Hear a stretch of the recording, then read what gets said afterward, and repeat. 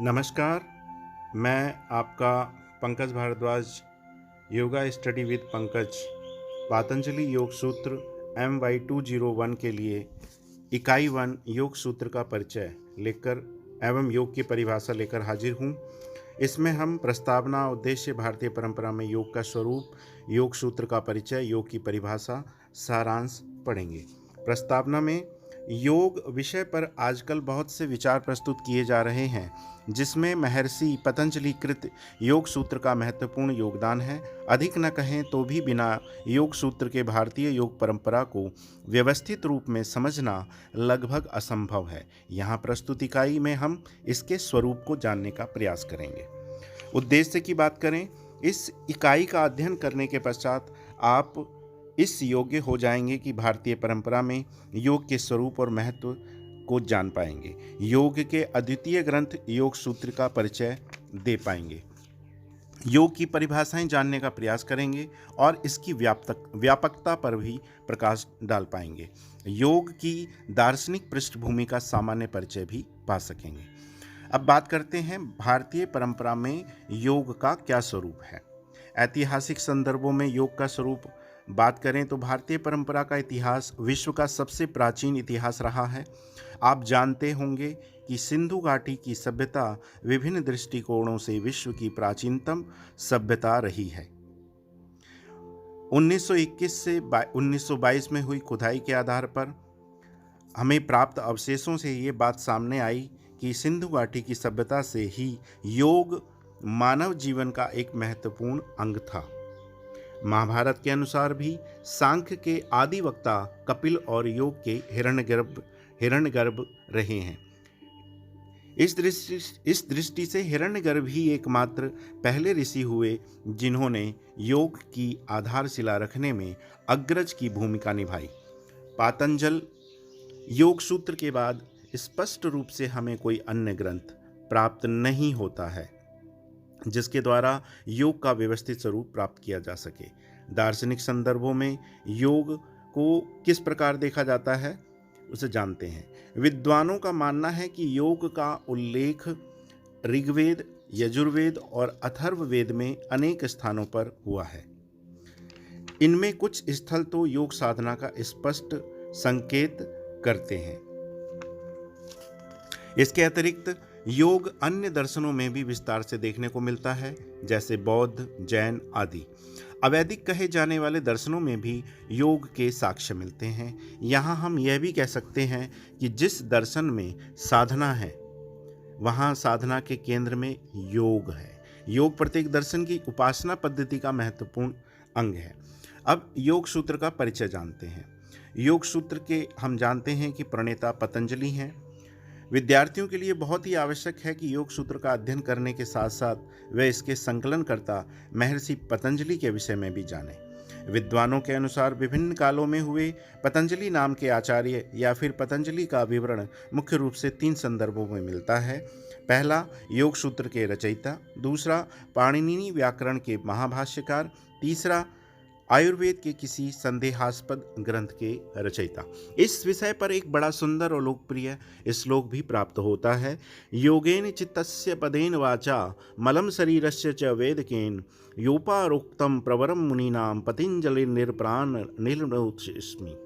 अर्थात मैं करबद्ध होकर ऐसे पतंजलि मुनि को प्रणाम करता हूँ जिन्होंने योग के द्वारा, चित्त शुद्धि व्याकरण के द्वारा, वचन शुद्धि और आयुर्वेद के द्वारा शरीर शुद्धि का उपाय बताया। इस प्रकार प्रचलित मान्यता में इन 3 कार्यों के श्रेय पतंजलि को ही जाता है। यह मान्यता बहुत प्राचीन समय से चली आ रही है, जिसे भर्तृहरि, समुद्रगुप्त, भोजराज आदि ने अनेक बार दोहराया है। एक किंवदंती के अनुसार ऐसा ज्ञात होता है कि प्रातःकाल नदी में अचानक से सूर्य के अर्घ देते समय कोई बालक एक ब्राह्मण की अंजलि में आ गया और उस दृष्टांत के कारण इनका नाम पतंजलि पड़ गया। बाद में इसी ब्राह्मण के यहाँ इनकी शिक्षा दीक्षा हुई। कुछ विद्वान इन्हें सुगवंशीय महाराज पुष्यमित्र के दरबारी पंडित के रूप में भी बताते हैं। इस आधार पर इनका समय 2वीं शताब्दी ईसा पूर्व निर्णय किया जाता है। हालांकि इनके समय के विषय में भी स्थिति स्पष्ट नहीं होती, लेकिन फिर भी अधिक से अधिक संदर्भ हमें यही समय बताते हैं। योग सूत्र का ऐतिहासिक महत्व एवं स्वरूप की बात करें तो एकमात्र पतंजलि ही ऐसे व्यक्ति थे जिन्होंने योग को व्यवस्थित स्वरूप देकर अपने ग्रंथ के माध्यम से सूत्र रूप में संकलित किया।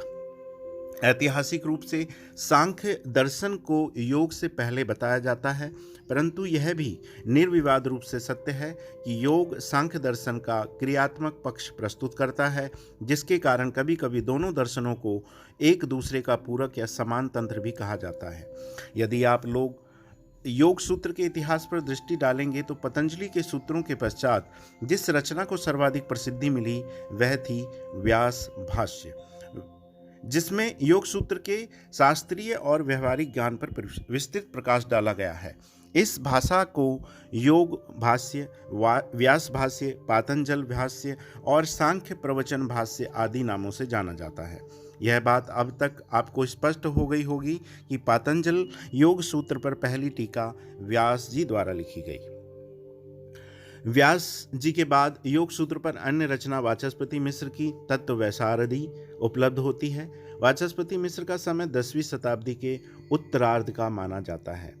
वाचस्पति मिश्र के ठीक बाद लगभग 11वीं शताब्दी में धार के राजा भोजदेव ने योग सूत्र पर अपनी टीका लिखी, जिसे भोज वृत्ति के नाम से जाना जाता है। इसके अतिरिक्त भावा गणेश ने 17वीं शताब्दी में एक और टीका लिखी तथा नागोजी भट्ट 17वीं शताब्दी में ही है। रामानंद यति और नारायण तीर्थ जो कि 18वीं शताब्दी आदि ने भी टीकाएं लिखी। योग सूत्र की विषय वस्तु की बात करें तो इसके विषयों को 4 अध्यायों के अंतर्गत रखा गया है, जिन्हें पाद की संज्ञा दी गई है। अब ये पाद कौन कौन से हैं? पहला समाधि पाद, दूसरा साधन पाद, तीसरा विभूति पाद, चौथा कैवल्य पाद। समाधि पाद में 51, साधन पाद में 55, विभूति पाद में 55 और कैवल्य पाद में 34 सूत्र हैं। कुल मिलाकर संपूर्ण योग सूत्र में 195 सूत्रों में ये उपलब्ध है। समाधि पाद की बात करें तो समाधि पाद के अंतर्गत समाधि से संबंधित मुख्य विषयों को लिया गया है।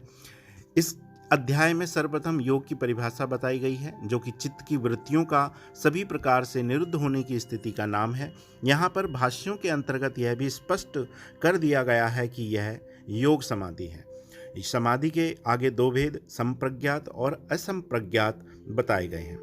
ईश्वर प्राणिधान या ईश्वर भक्ति और ईश्वर के स्वरूप की चर्चा भी इसी अध्याय के अंतर्गत की गई है। ईश्वर वर्णन के कारण ही कभी कभी सांख्य और योग में अंतर किया गया है। सांख्य जहाँ ईश्वर का वर्णन नहीं करता, वहीं योग पातंजल योग यानी ईश्वर का वर्णन करने के कारण कभी कभी सहस्रेश्वर सांख्य के नाम से भी जाना जाता है। अब बात करते हैं साधन पाद की। साधन पाद के अंतर्गत योग को प्राप्त करने के लिए विभिन्न उपाय आदि बताए गए हैं।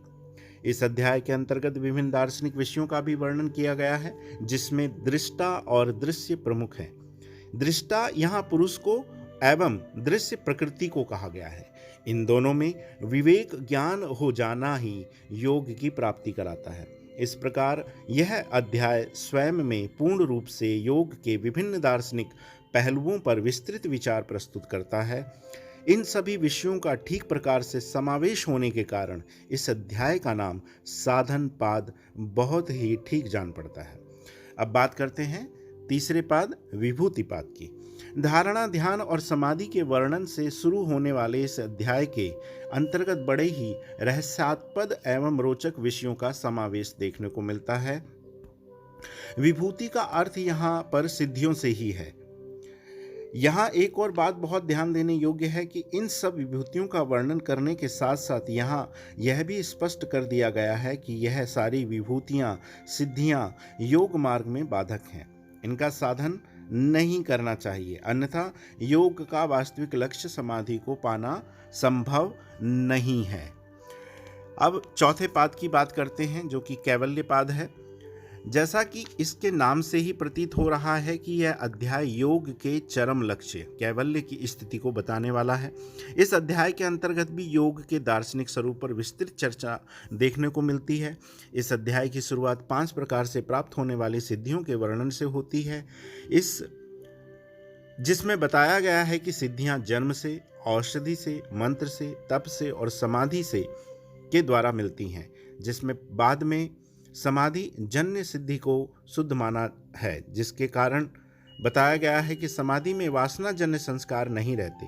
इस कारण समाधि से प्राप्त सिद्धि भी पवित्र संस्कार वाली होती है। इस अध्याय के अंतर्गत निर्माण चित्त, चतुर्विध कर्म, वासना आदि का बड़ा ही सुंदर वर्णन मिलता है। इसके अतिरिक्त जीवन मुक्त की मनोवृत्ति पर भी समुचित प्रकाश डाला गया है। अंत में कैवल्य का स्वरूप बताकर इस अध्याय की समाप्ति के साथ योग सूत्र की भी पूर्णता हो जाती है। पहले के अध्यायों की अपेक्षा यह अध्याय अधिक छोटा है, परंतु इसके बिना योग सूत्र की पूर्णता भी नहीं होती।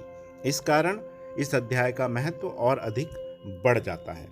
अब योग की परिभाषा की बात करें और विभिन्न मतों में योग की क्या परिभाषा है, उस बारे में जान लेते हैं।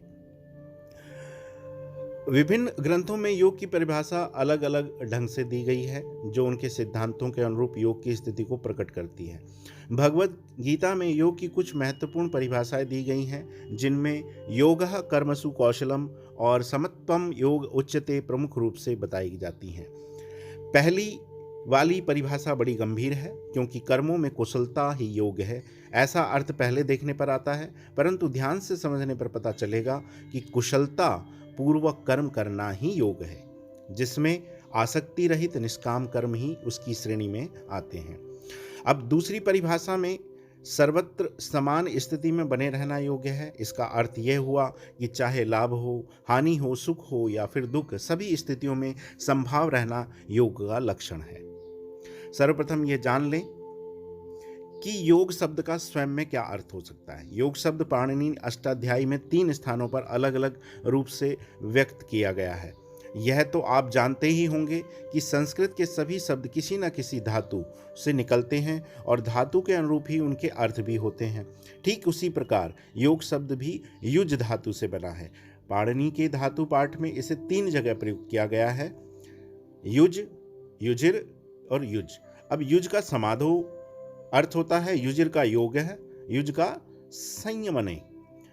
अब बात करते हैं कि सात्वत संहिता नामक ग्रंथ में शार्डिल्य के अनुसार आत्मा और परमात्मा के स्वरूप को जानना योग बताया गया है। इस प्रकार सिद्ध सिद्धांत पद्धति में आत्मा और परमात्मा का मिलन योग है। तंत्र ग्रंथों में देखने से पता चलता है कि वहाँ जीव को आत्मा और शिव को परमात्मा के रूप में बताया गया है। तंत्र के अनुसार जीव और शिव का एक रूप हो जाना ही योग है। श्री अरविंद के अनुसार संपूर्ण जीवन योग है। अब योग सूत्र में योग की परिभाषा की बात करें तो अन्य ग्रंथों की भांति योग सूत्र क्योंकि योग पर ही आधारित है, अतः वह प्रारंभ में ही योग को परिभाषित करता है। समाधि पाद में योग की परिभाषा कुछ इस प्रकार बताई गई है। योगश्चित्त वृत्ति निरोधः पातंजलि योग सूत्र में 1/2 पर है। इसमें कहा गया है कि योग चित्त वृत्तियों का निरुद्ध होना है, अर्थात योग उस अवस्था विशेष का नाम है जिसमें चित्त में चल रही सभी वृत्तियां रुक जाती हैं। यदि हम और अधिक जानने का प्रयास करें तो व्यासभास में हमें स्पष्ट रूप से ज्ञात होगा कि योग समाधि है। इस प्रकार जब चित्त की संपूर्ण वृत्तियां विभिन्न अभ्यासों के माध्यम से रोक दी जाए तो वह अवस्था समाधि या योग कहलाती है। हमारा चित्त तरह तरह की वस्तुओं, दृश्यों, स्मृतियों, कल्पनाओं आदि से हमेशा उलझा रहता है ना। इन दृश्यों, स्मृतियों, कल्पनाओं, वस्तुओं आदि को भी वृत्ति कहा जा सकता है। और स्पष्ट करें तो यहाँ पर आपको समझाने के लिए केवल इतना बताना चाहूँगा कि जब हमारा चित्त इन सभी वृत्तियों से बाहर आ जाता है या जब चित्त में किसी प्रकार की हलचल नहीं होती, तब वह स्थिति योग कहलाती है। इसमें बहुत से स्तर आते हैं। इन स्तरों को योग में विभिन्न उपलब्धियों के माध्यम से जाना जा सकता है। अंतिम उपलब्धि जिसमें कि चित्त में कोई भी हलचल ना हो, वह एक शांत सरोवर यानी तालाब की भांति हो, ऐसी स्थिति को चित्त का समाधि में होना कहलाता है। यहाँ ध्यान देने बात यह है कि योग को समाधि पातंजल योग में कहा गया है। अन्य ग्रंथों में योग की परिभाषा उन ग्रंथों के अनुसार अलग हो जाती है।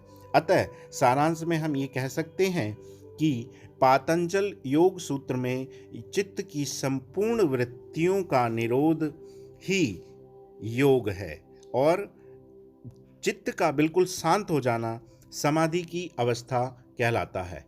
इस प्रकार यह पाठ पूरा हुआ।